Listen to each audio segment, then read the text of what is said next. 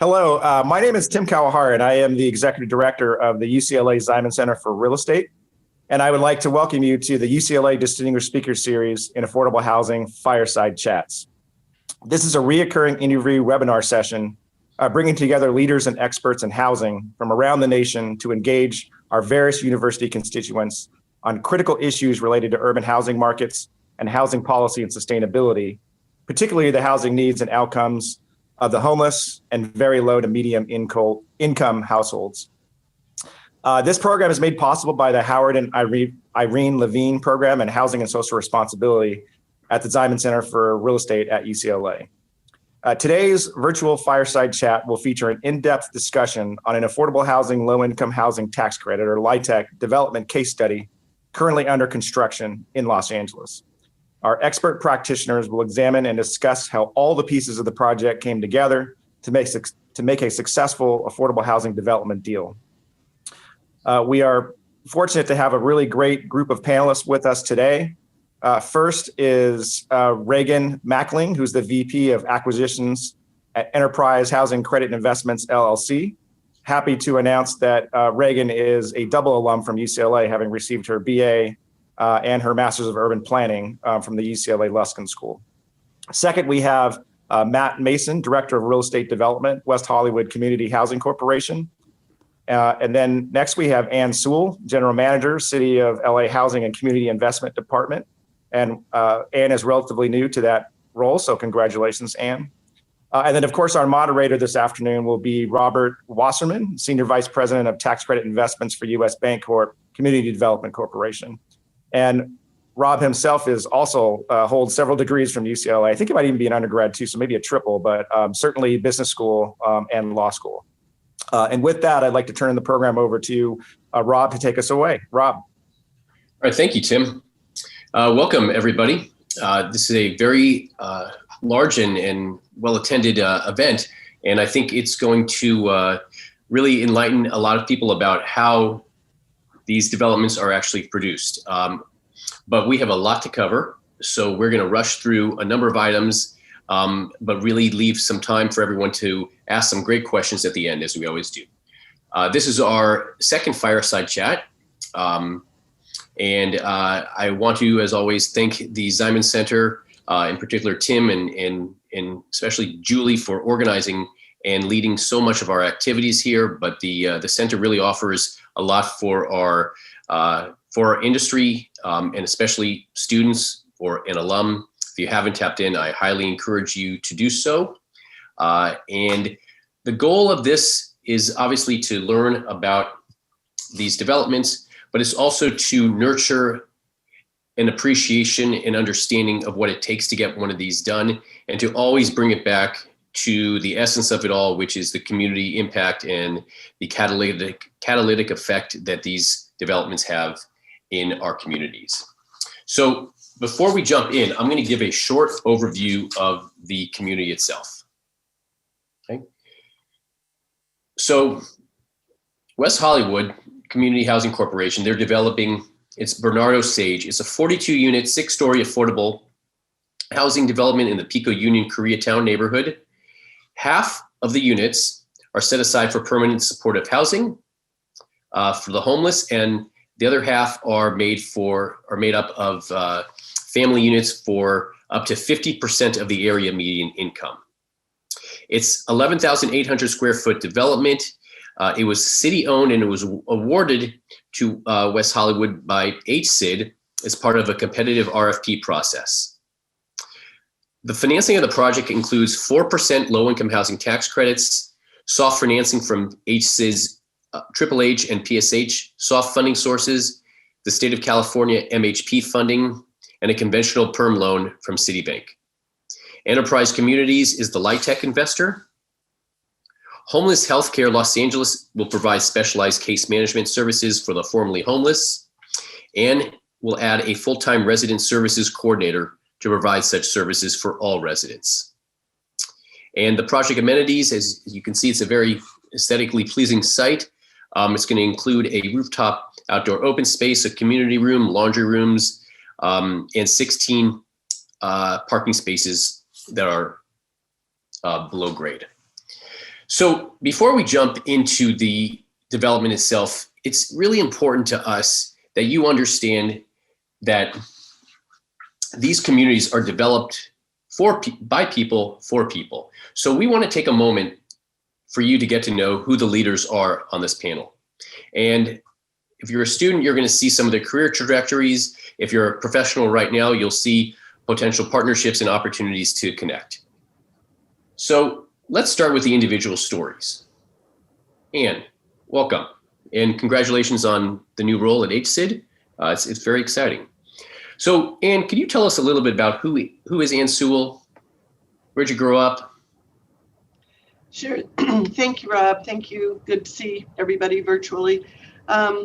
So I am 2 generations removed from Mexican immigrant farm workers, and I grew up in San Jose, California at a time when it was still mostly ag, not yet tech. My first job was cutting apricots in an orchard in the summer. I went to UC Davis, studied political science, and then I went to UCLA for the urban planning when it was still the Graduate School of Architecture and Urban Planning. I became a housing, idiot savant at an early point in my educational career when I was still at UCLA. And I have worked at the federal, state, local housing government levels. For many years, I was a nonprofit developer. I've been a lender, a grant maker, an advocate, and now I am back to the city of Los Angeles as the head of the city's housing department. You want me to jump forward on the questions, Rob, or just? Yeah, sure. Why don't you finish the last couple and then? Okay, sorry. We're getting our patter down here. So one of Rob's questions was, what was the path to real estate and why affordable housing?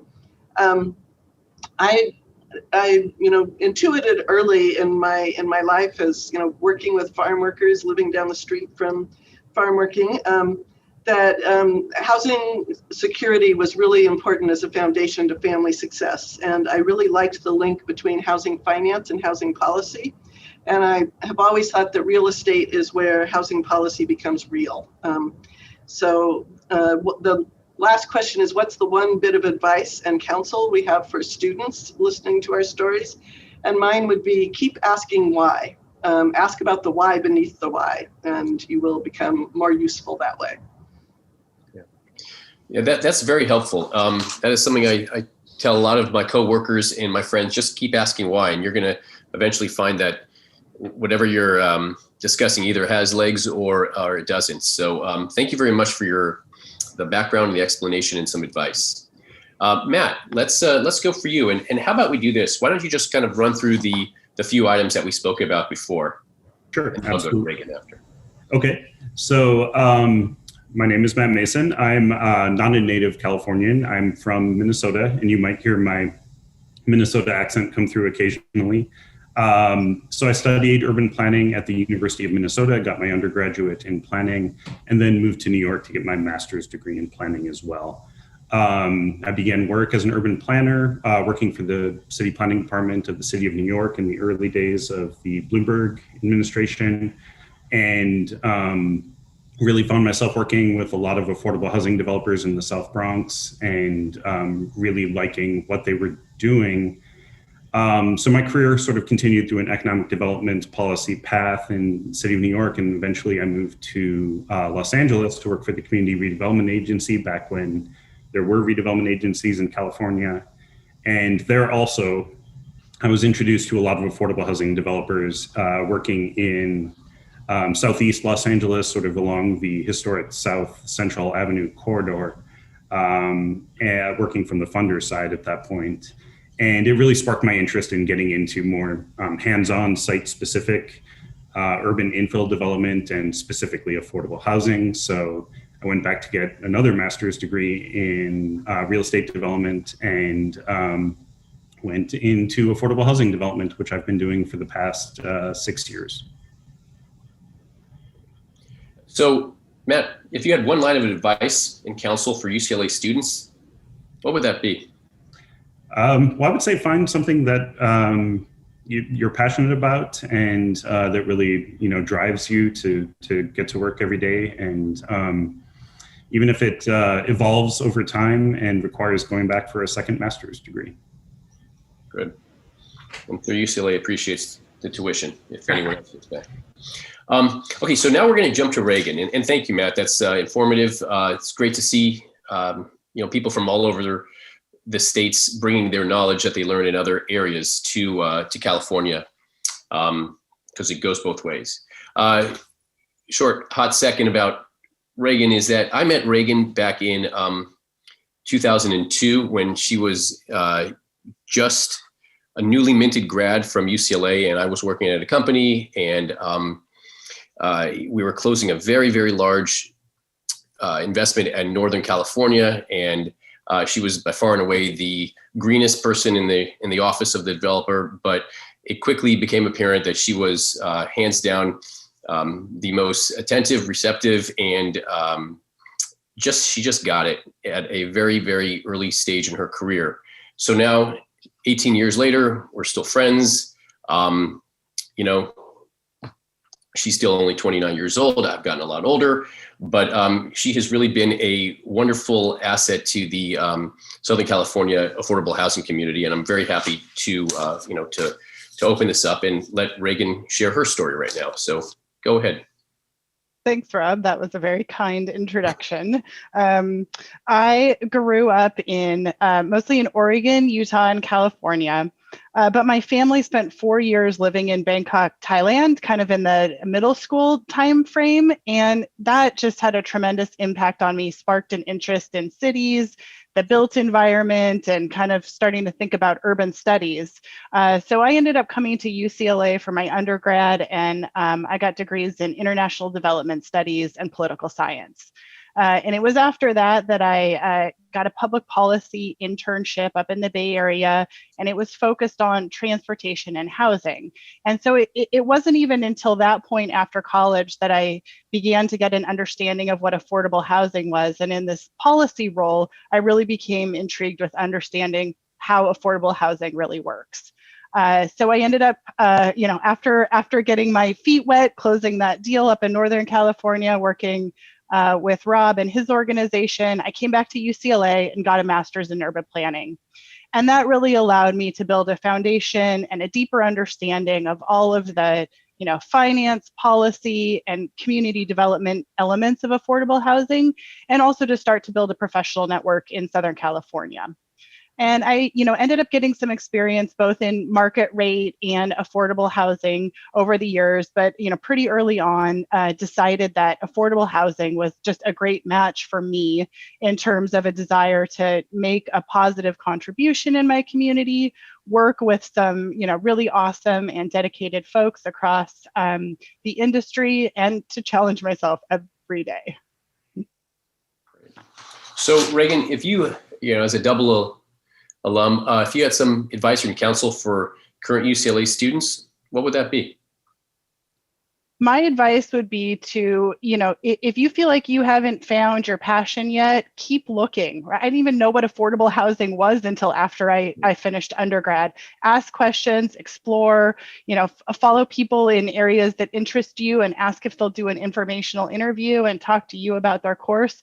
You never know where it'll take you. Great. Thank you. Yeah, and that really leads me to suggest to some of the current students that are participating, there is a mentor program both at the Ziman Center in general and also for those who are involved and interested in community development. But it does take commitment on everyone's side, and we have some great mentors. And I think your advice and counsel and what Matt said, it's very relevant to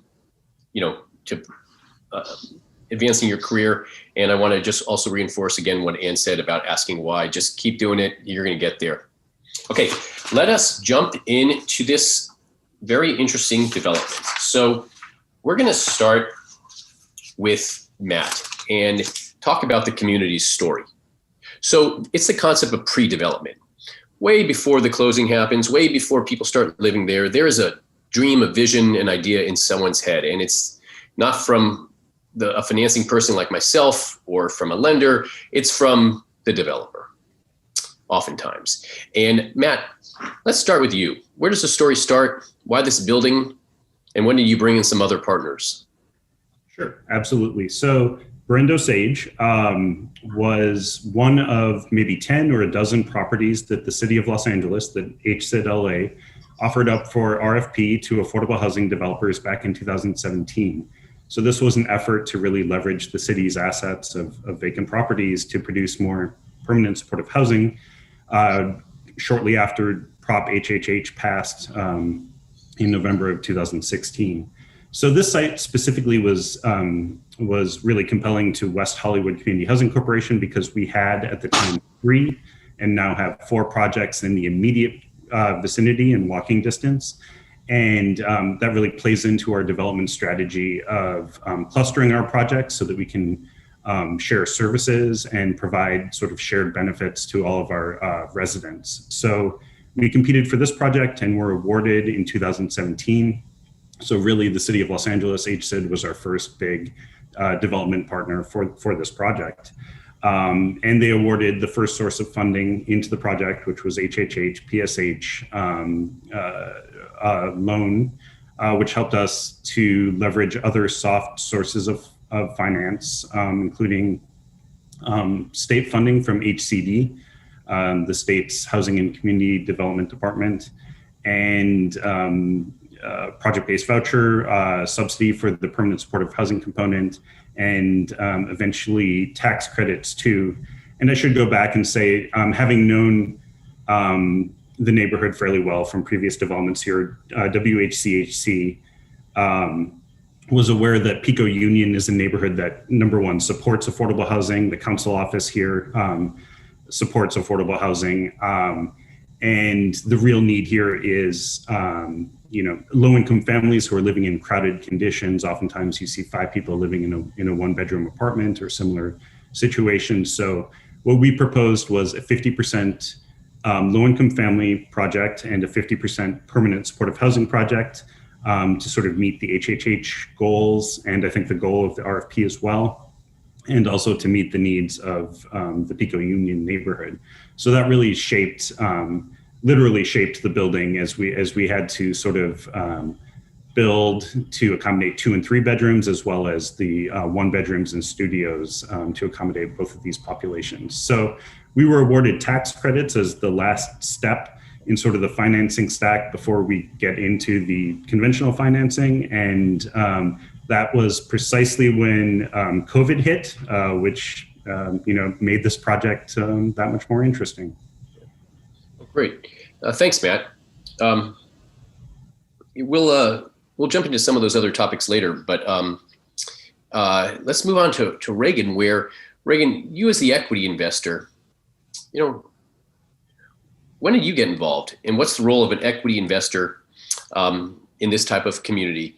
And I want to touch upon something that Matt said, which is, California is pretty much leading the nation with the inclusion of permanent supportive housing in its affordable housing developments. But there's a lot of discussion about combining, different types of demographics. They have the homeless or formerly homeless, and then you have family and something like this. And as an equity investor, maybe you can also articulate how you look at some of those issues. Sure. Thanks, Rob. Well, Enterprise and West Hollywood have worked together for close to 20 years now over the course of several different projects. So, in some cases, deals are on our radar for years as a developer works through the pre-development stages of the process. And other times deals come together a little more quickly. And, we hear about them when they're at the point that they're looking for an equity partner. So with Brendo Sage, Matt reached out to us in, I think it was about late spring of this year, with the plan to close in early fall. And, that was the early months of COVID. So there was definitely some uncertainties with all the unknowns at that point. But one of the things that I wanted that you asked about, Rob, was kind of talking about the difference between a syndicator and an investor. Mm-hmm. And so Enterprise is a low-income housing tax credit syndicator, which means that we raise equity from a diverse range of investors, rather than a direct investor, which is typically a bank that is investing on behalf of themselves. So in this case, when there was a lot of market uncertainties, it was helpful for us that we had a range of options to draw from in terms of potential investors. So we were able to put forth an option and an offer that West Hollywood accepted. As far as the permanent supportive housing piece and mixing or layering in kind of different groups of people, that's something that, while we continue to be diligent during underwriting to make sure that the plan has really been thought through. Enterprise is a nonprofit. This is something that we've supported for a long time. So we have properties that developers have been operating for many years that serve diverse populations, kind of mixed populations. So we have a lot of direct experience with how this really works. So that helps us to feel comfortable that, we're going to ask questions, but that if the developer's thinking through it, we know that it can be successful. Great. Well, thanks, Reagan.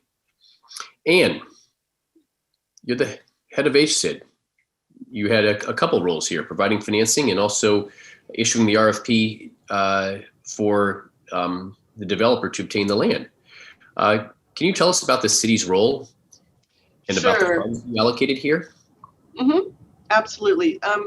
So in 2016, really in late 2015, the city started, there's been this visible explosion of homelessness across the city, and more and more interest in finding resources. The city at the time only did about 300 supportive housing units a year, and we had, according to the point in time count, 25,000 unsheltered homeless people. So this clearly wasn't going to, do the trick. So a group of advocates, I wasn't at the city at the time, gathered with the city to say, what would it take to go from 300 to 1,000?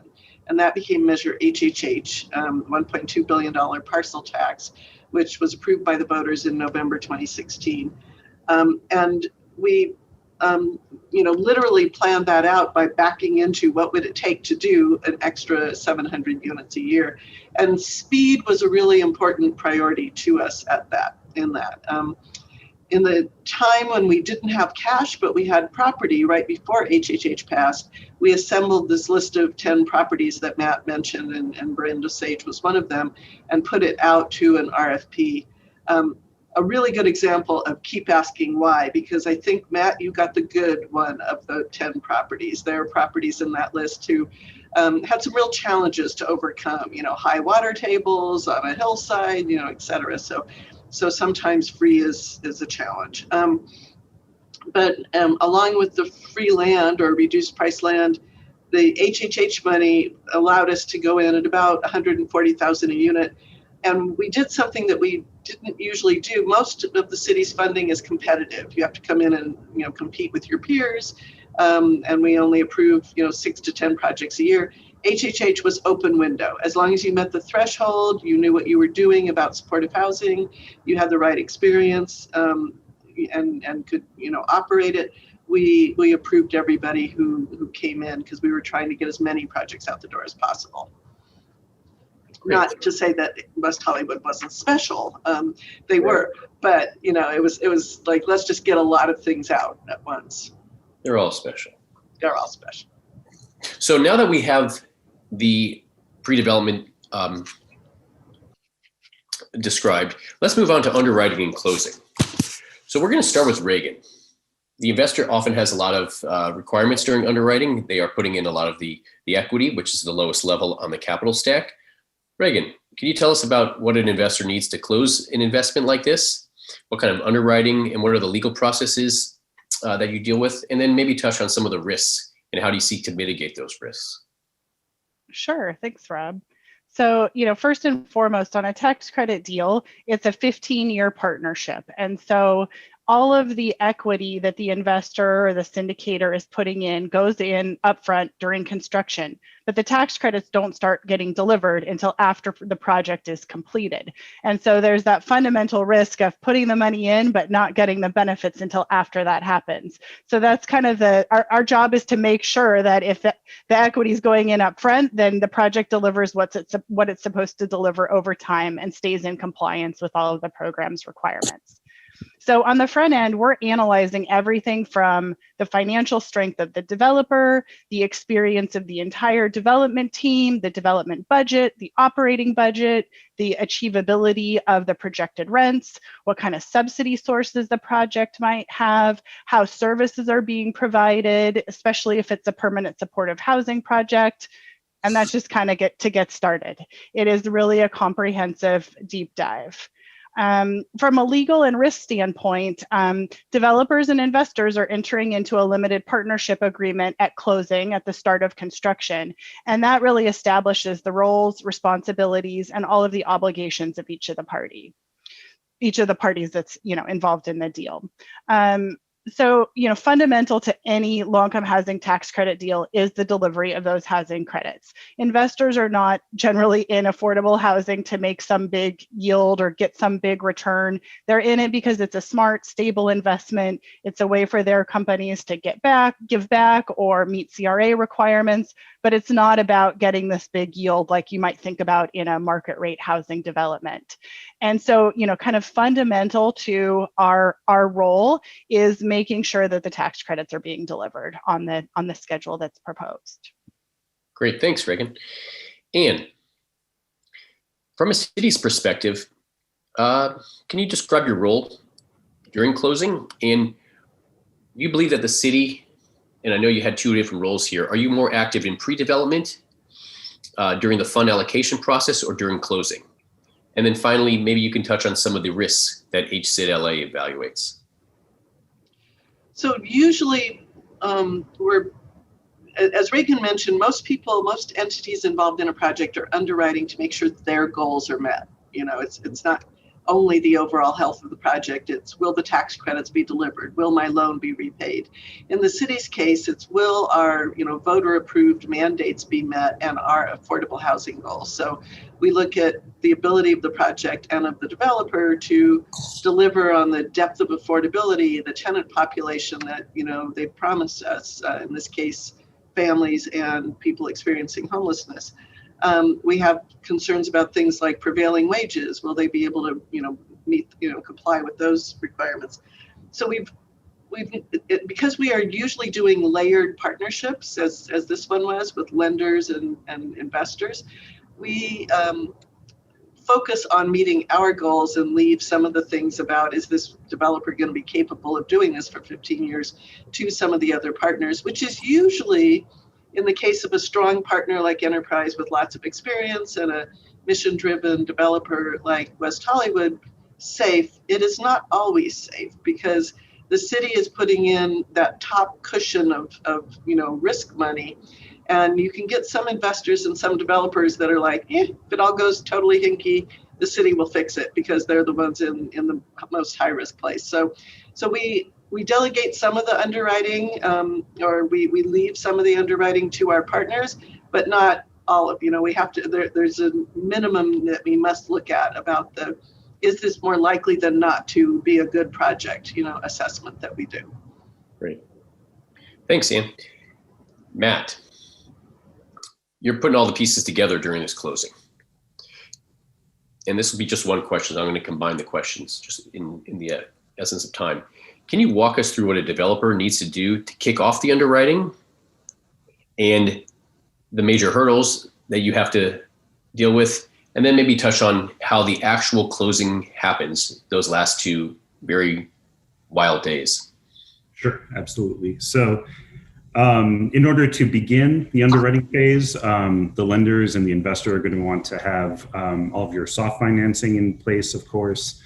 They're going to want to see all the terms of the soft finance to build that into the model and to make sure that they've accommodated all of those terms in the underwriting.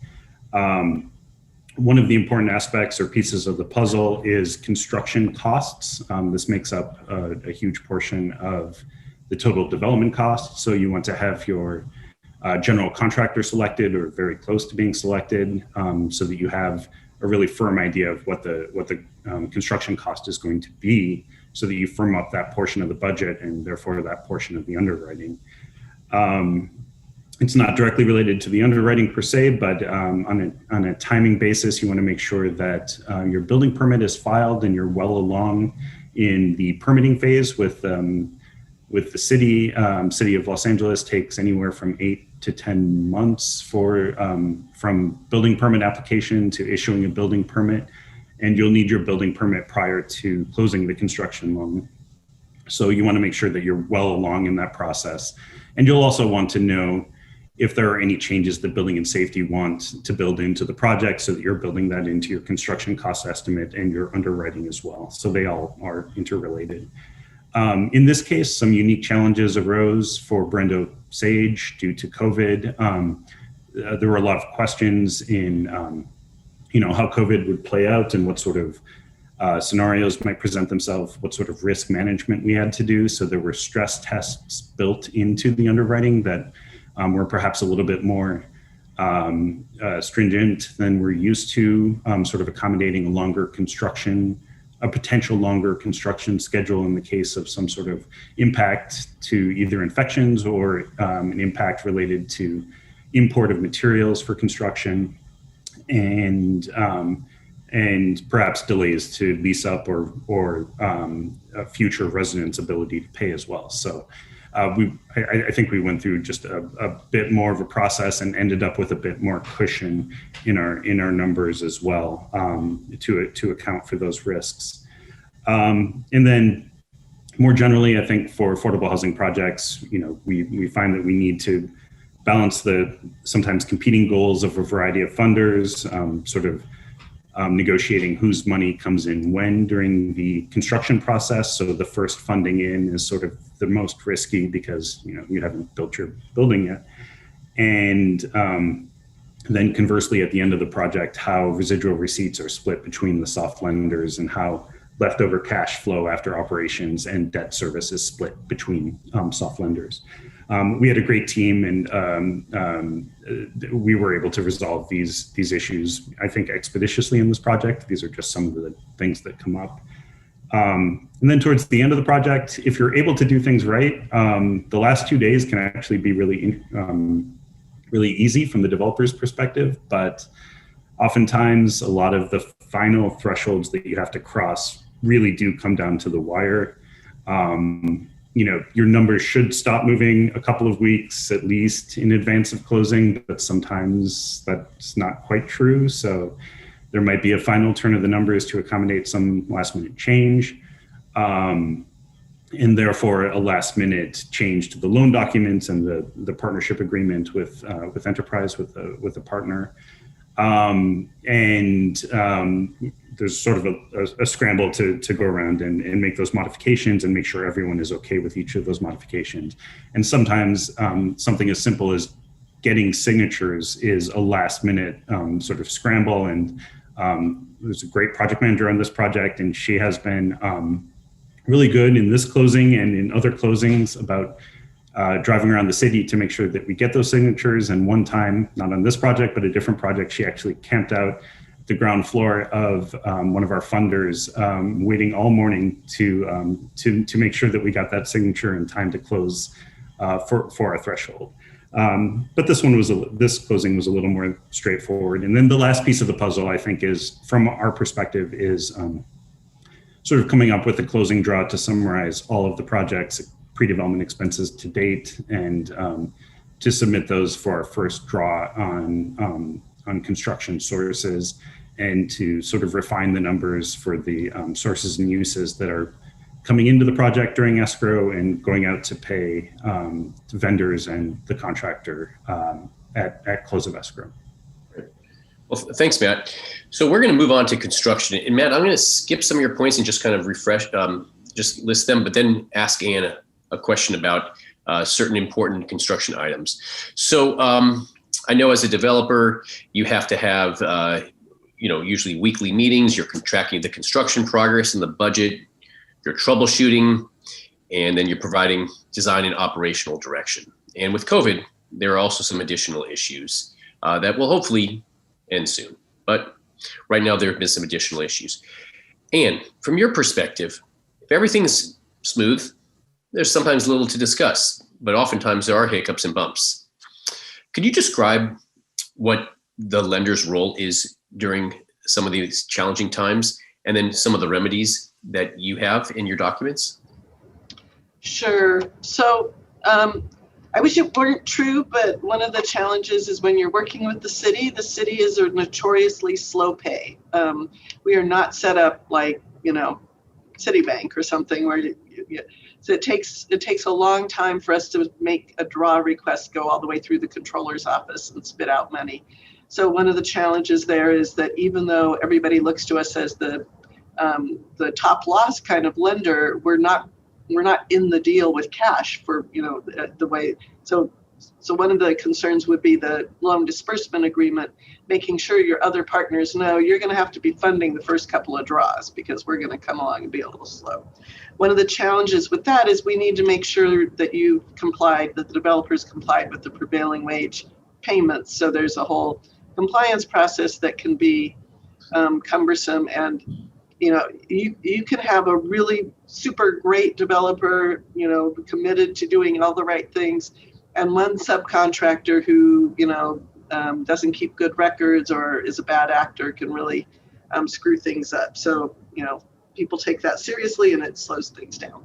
In the city of LA, one of the things that has been a challenge during construction on a lot of these projects is about 3 years ago, we signed a settlement agreement on an accessibility lawsuit that had said the redevelopment agency, we inherited their obligations, and the city had not interpreted the federal, state, and local mix of laws around accessibility properly. And so every single deal has to be inspected by a neutral architectural expert and our own staff to make sure that that mix of laws are complied with. So we've just changed architectural experts.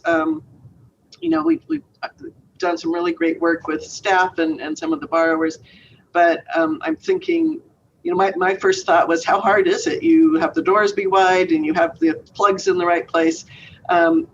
Architecture is all about the details. And so this is, the first report was 365 pages long, all pictures, but just really trying to make sure that everybody is not caught up by those accessibility issues as we're going forward.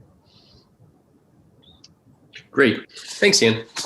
So now we're going to move on to the operations phase of the discussion.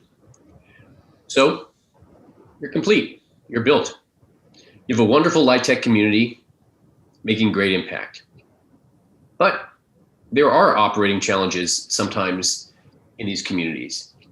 So I want to focus a little bit on two areas. One, what this does for the community, put some, drop a little nugget of wisdom, but also how do you prepare for operations? And let's start with Matt.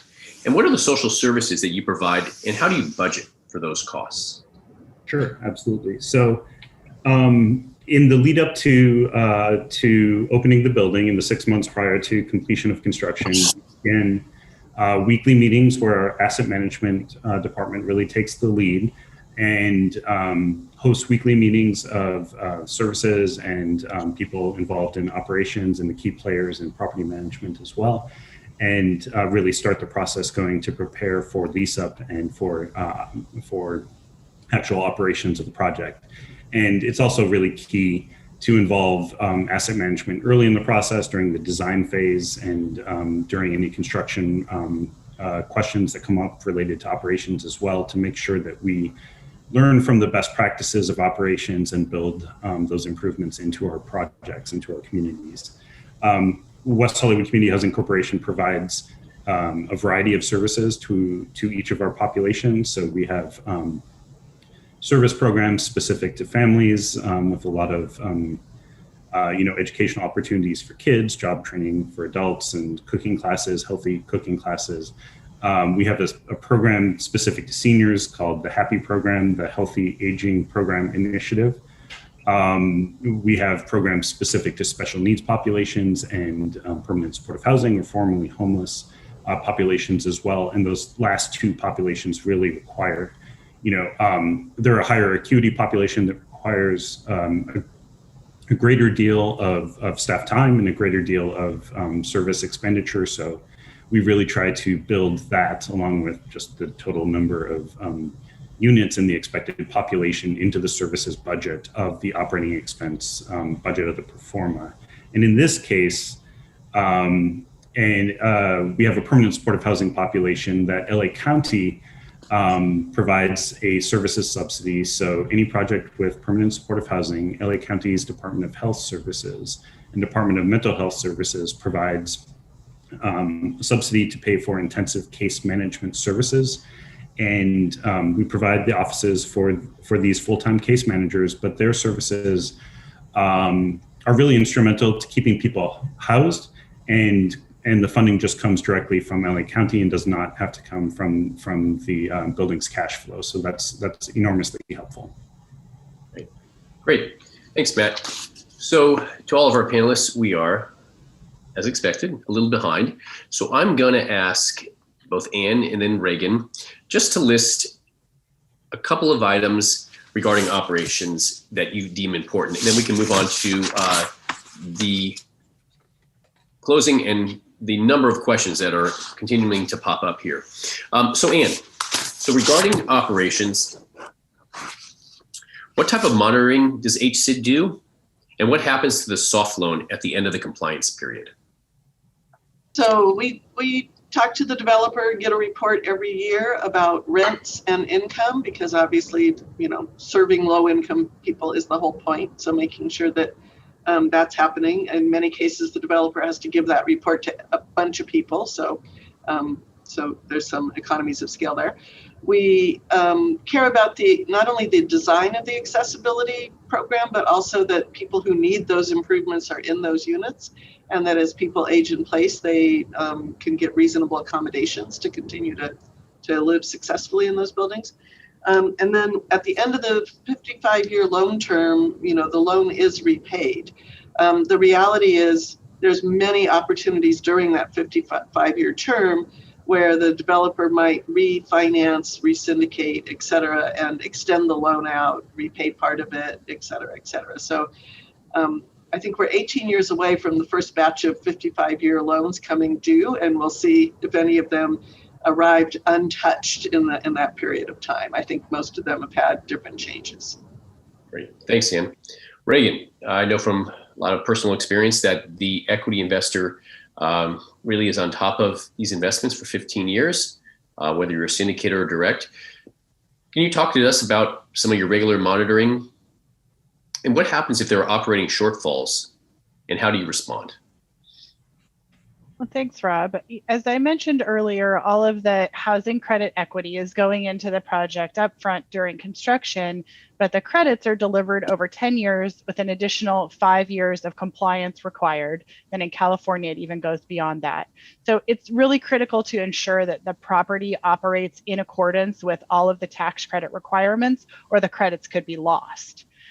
So in order to do that, equity investors will monitor both the physical and financial health of the property. That's going to include doing annual inspections, reviewing the operating budget, and because the low-income housing tax credit program is a tax program, we're also going to be looking very carefully at annual audits and tax returns that are filed by the partnership that owns the property. Our goal is to work with developers upfront so that we don't ever have to deal with an operating shortfall. But of course, that's just not always possible. So on any tax credit deal, investors are going to require that the project have reserves set aside to cover unanticipated costs. So, if something like that happened, we'd probably agree with the developer if they requested use of the reserves, but then we'd work with them to hopefully be able to eliminate those deficits in future years. Great, thanks. So we have about, we can go a little bit longer, so about maybe 15, even 20 minutes left. So as part of the conclusion, I'd like for each of you to share a lesson learned or a meaningful community impact regarding this development. And as I stated, I'd like to start all of our events and end all of our events with the impact, because it is so easy to get caught up in the details and the complexity and the legal and the pace of this, and it's exciting and fun, but it's also not about us, it's about the community. So let's start with Reagan and share something. I think you said it right there, Rob, with, it comes down to the people at the end of the day. And, before too long, in the case of Berendo Sage, there will be 41 households, including 20 which are currently unhoused, that will be able to call this property home. And there's not a lot of places in Los Angeles where we can, build 200 or 300 units at a time. So we really have to make the most of opportunities like this and, be able to celebrate the successes of providing affordable housing and moving people into stable, permanent housing. Great. Ann. So I agree with all that. This project joins a portfolio of thousands of supportive housing units that have been built in the city across the last 25 years. And one of the things that we learn from doing each one of these is that they are successful. We know that 92% of the time, the people who move into this are going to continue to be successfully housed in next year and the year after that, which is really helpful. It's that history of success that convinced the voters to approve HHH. And it's that history of success we keep pointing to when people say, oh, how long did it take? 3 years to build this project, and it's expensive, and et cetera. And yet it's going to be there for 55 years, costing $26 a night to house people, as opposed to a shelter that you're going to throw up and cost $95 a night, and it'll only last for a few years. And it's still, people will still be homeless in it. So I think it's an important demonstration of the policy becoming real and what it will actually be successful, as well as a huge improvement in the lives of these 40-some tenants. Great. And Matt, the developer, let's end this section with you. Okay. So all of that is exactly right. And I just think specifically from this project, became clear that building affordable housing, of course, is challenging, and there are constantly new challenges like this global pandemic. But establishing strong relationships with funders and with other partners like Enterprise and with HSID is just instrumental to the success of delivering these projects and delivering these desperately needed new homes to the community. So before we jump into the questions, I want to thank all of our panelists. I will clap on behalf of everyone who's listening.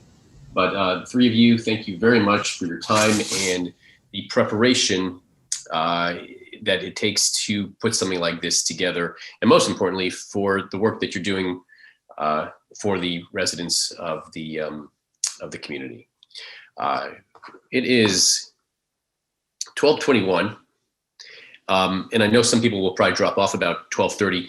So we have a lot of questions, and I'm going to do my best to get through a few of them and ask our panelists to respond. So what I'll do is I'll ask the panelist the question, and if another panelist has something in addition to say, please jump in. But I'm going to try and get through as many questions as possible. Okay, this one's for Matt, and Ann, you may have some thoughts about this as well because you've been doing this for a while. So someone who is younger wants to get started in affordable housing. What do you recommend? And are any books or any kind of just groups that you would suggest getting involved with?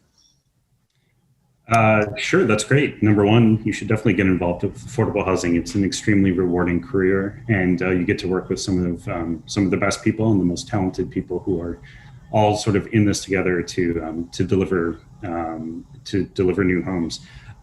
So I would suggest really familiarizing yourself with real estate development. There's a lot of just conventional real estate development that is important to understand to get into this field. Learn the ins and outs of Excel. I think it's important to understand some of the basics of financing with lower income housing tax credits and just the other soft sources of funding, and just stay educated and read up on housing policy in your city and in the state of California, or wherever you want to practice affordable housing development. Ann, any thoughts on that topic? Agree with all that, except maybe about the low-income housing tax. Understand the basics of real estate finance and development, and then all the rest of it will be easy to layer on. And locally, if you're staying local, the Southern California Association of Nonprofit Housing, SCAMF, has a great annual conference. They have policy committees that meet all the time and different training things, and it's a good way to get to know people in the field. So I would suggest that you you check them out. Okay, great, thanks. Reagan, let's talk a little bit more about underwriting. We've had a few questions about some specific topics. What's the debt service coverage that you would look for in a property like this? And could you maybe distinguish it between those in larger cities such as Los Angeles or San Francisco versus maybe in smaller areas such as in Central California, and also separated between possibly a 9% and a 4% project? Sure. So typically in cities, especially in California, we would be looking for a 1.15 debt service coverage ratio. Of course, it's going to be the investor that's looking at this, but also your conventional lender and, your soft lenders are all going to be wanting to see how this property operates. So that'll impact how much debt the project can take on. And your rents are generally capped on a tax credit deal, even if we're assuming that the project can achieve the highest tax credit rents, you have to stay within the limits of the program. So there's only so many pieces of wiggle room within that. In smaller markets, maybe outside of California, more typically on a bond deal, that debt service coverage ratio may be 1.20. So it does depend a little bit on where you're working, the long-term, market strength of the area that you're in. But 1.15 is pretty common, especially in urban areas in California. Great, thanks. Ann, you may have the most insight into this question that we've received a couple different sort of variations of it.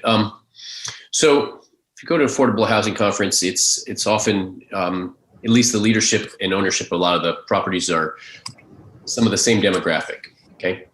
Some questions came in about sort of the diversification of ownership and development of affordable housing at the principal level, both from a racial as well as from a gender perspective.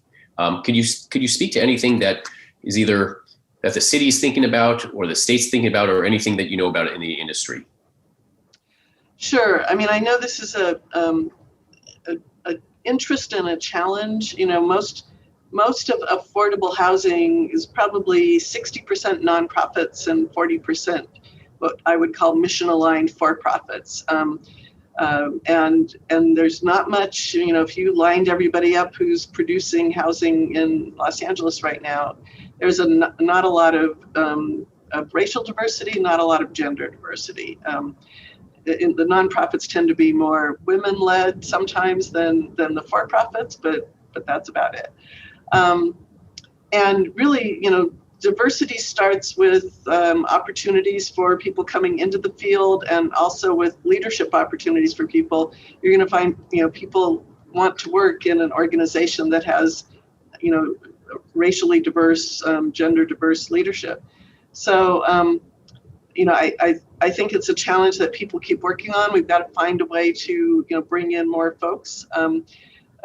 Trade Tech in Los Angeles has had a training program for people coming in who are not going to go to UCLA. Maybe they want to come in at a project assistant level or something like that, and being able to build those relationships would be useful. I understand the origins of the question. Anybody going to a conference can come up with that question. It's a really important one. And I think it's a work in progress that we all need to commit ourselves to. Okay, great. Thanks. This question is from Matt. I know you work in a specialized area, but you can probably speak maybe statewide. What are the pre-development costs in the greater Los Angeles area? And how do you fund them? Sure. So pre-development costs are anywhere from 20 to 30% of a total development cost of a project. These are costs that are generally directly related to the hard costs. So they're the architects, they're the engineers, they're all of the steps along the process to breaking ground, to putting a shovel in the ground. So they're really connected to delivering the project. These are necessary preparations to getting to construction.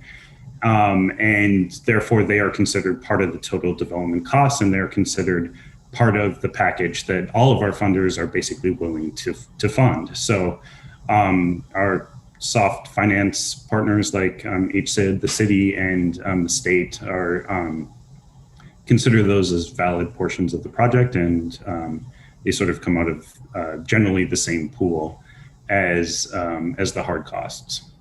Okay, great. Okay. Any sort of range of what it would take for a standard pre-development cost line item? On a per unit basis, I think is probably maybe useful. I think you're looking at anything from maybe 100,000 per unit, depending on the sort of complexities and specifics of the project and sort of the cost factors that are built in. But I would say something like 100,000 per unit is probably a metric that you could use. Okay. So for those of you who are not in California or who work elsewhere, that's, being in Southern California, and particularly Los Angeles, it's going to be higher here than it is in other places. This is a question for Ann. Residual receipts. Could you please give a short overview and then tell us the type of monitoring that you do to collect the residual receipts? So I don't know who thought up residual receipts. They go back decades. But the idea is the soft lender, the city, the county, the state, puts in whatever, $2 million, $4 million, $6 million. And the project is ultimately going to put off some cash flow, some more than others, depending on how tight the rents are and the type of household that you're serving. And that the idea is, rather than wait 55 years for all the money to be repaid, some portion of it gets paid from excess cash flow, the residue over expenses and agreed upon asset management fee and payment of any deferred developer fee to the developer. So it comes to, it's usually what we call the waterfall. All the expenses get paid and reserves get paid, and the developer gets something for asset management, and if there's deferred developer fee, and then it starts to go to the lenders and usually some shared layer. It's actually not, per project, it's significant but not huge, but it does actually add up. A good portion of the money that we are putting out every year to new projects comes from residual receipts. And the city of LA, it's probably around 20% of what we put out every year is coming from projects and being recycled back into deals. So when we had COVID hit in the spring, and developers came to the city and said, we think you should waive residual receipts this year. Let's not pay it because we had to pay face masks and stuff. And I was, brand new, and I was like, yeah, that's a really good idea. And my staff was like, if we didn't want to fund any new housing next year, that would be a really good idea. I thought, oh, that's a terrible idea.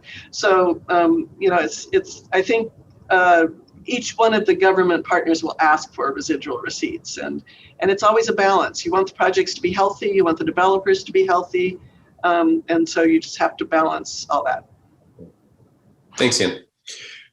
Reagan, we've had a number of other investor and underwriting questions, but I'm not going to ask you those. I'm going to ask you about your career and some advice that I've received a couple of questions on. So someone asks, what are some good starter jobs for master's candidates who would like to get into affordable housing on the development side? That's a great question. And I absolutely advocate, if that's what you think you want to do, find your way into it. So on the development side, probably one of the, an assistant project manager is probably an a great way to start, or a project coordinator to get your foot in the door. And that's you're right in the heart of all the action if you're a part of a development team. My first job working for an affordable housing developer was as a resident services coordinator. So I was, hadn't found I sort of knew that I wanted to be on the development side, but I also recognized I needed to kind of get my foot in the door. So I started out, as the resident services coordinator. And I said, oh, I could help work on that tax credit application. And, that's how I made my way over to the development team. So think creatively too, but on the developer side, just getting your foot in the door with a development organization will open up opportunities for you. But, also think about positions that are, within the industry, but that might not be on the developer side, whether it be a role with, a public agency or with an investor or lender. That's a great way to build experience that would also be attractive to a developer. Great. This is wonderful. The questions keep rolling in and not many people are dropping off. So a success. We're going to keep going for a few more minutes, probably maybe 5 minutes more, and then let everyone break, but feel free to stay on. So on that topic, I know interviewers aren't supposed to offer too many of their own thoughts, but I'm going to do it on this one because I saw Reagan in her first job right out of school. But I would also recommend, and she knows this because I've been talking about this forever, is if you're newer and you don't have a strong financial background, just learn it. I mean, make a list of where you're possibly weaker, where you're not studying. So if let's just say you're an urban planning master's or a lawyer, and you need to know more about either accounting or Excel, like focus on Excel. And it's hard. There's a ton of classes online. Or if you're in the business program and you want to say, my lawyer will do this. I mean, that is a recipe for disaster over the long run. You should learn it.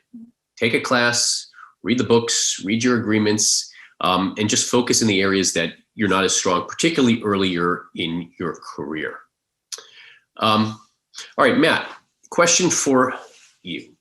So the question comes in, it says, one thing that we're learning is that LIHTC deals, especially the 9% credits, have a large barrier to entry because a large part of the scorecard is developer experience. I'm wondering what your thoughts are and how you would recommend a newer developer to get into this industry. And this also, whether or not you touch upon it, this also relates to what Ann was speaking about, particularly from historically disadvantaged communities who may not have, one, the experience or the capital to get into the industry. So Matt, what are your thoughts?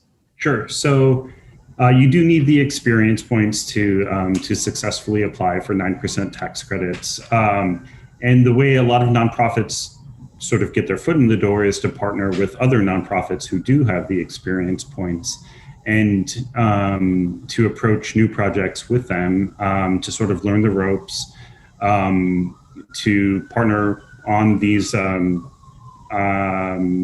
housing tax credit applications, and also sort of learn the entire process of approaching all of the soft funders to get the gap financing that you need in order to have a successful low-income housing tax credit application. So I would suggest finding another nonprofit or even a for-profit affordable housing developer. Oftentimes, for-profit affordable housing developers are actually looking for nonprofits, so it might be a really advantageous partnership to be made. And particularly if there's a geographic focus or some other focus that you as a nonprofit, as a small nonprofit offer, there may be some excellent opportunities to form partnerships and to begin to sort of build the experience and gain the experience points that you need to sort of operate independently as a nonprofit developer of affordable housing. Thanks. So I'm going to ask one more question, but as I keep putting my hands up, I'm going to apologize for something. Everyone putting my hands up and you see these like gross things on my hands and I'm like, oh my gosh, people must be thinking I'm some masochist or something. This is what happens when someone from Los Angeles moves to the Midwest 10 years ago and spends 5 hours on a Sunday raking thousands and thousands of leaves. Matt, you probably know this from being in Minnesota. But but you sit there and you don't wear gloves, and then you end up the next morning with huge blisters on your hands. So that is the explanation of my bloody hands. Let's end with a question for Ann. And there's actually two questions in this area. It's from people with architectural backgrounds. How open is the Triple H and City of LA to innovative and alternative models of affordable housing?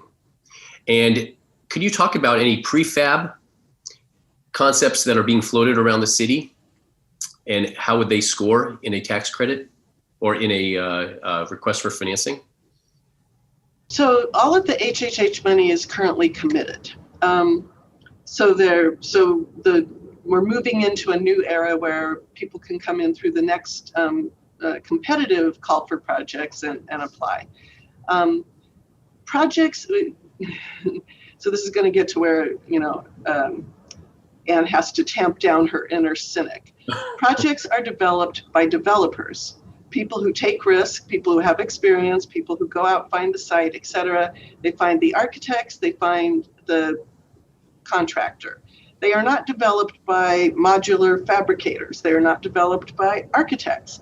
If an architect wants to be working on a project, it's a good idea to reach out to the developers, not to come to the funder and say, how come you're not picking me to do a development? It's because you're not coming with the engine that drives the deal that takes the risk. You need to find the developers and bring the deal, whether it's your particular construction innovation or your particular architectural innovation, to them, convince them it will work and be a good idea, and then come in to the funder. Because at the end of the day, it is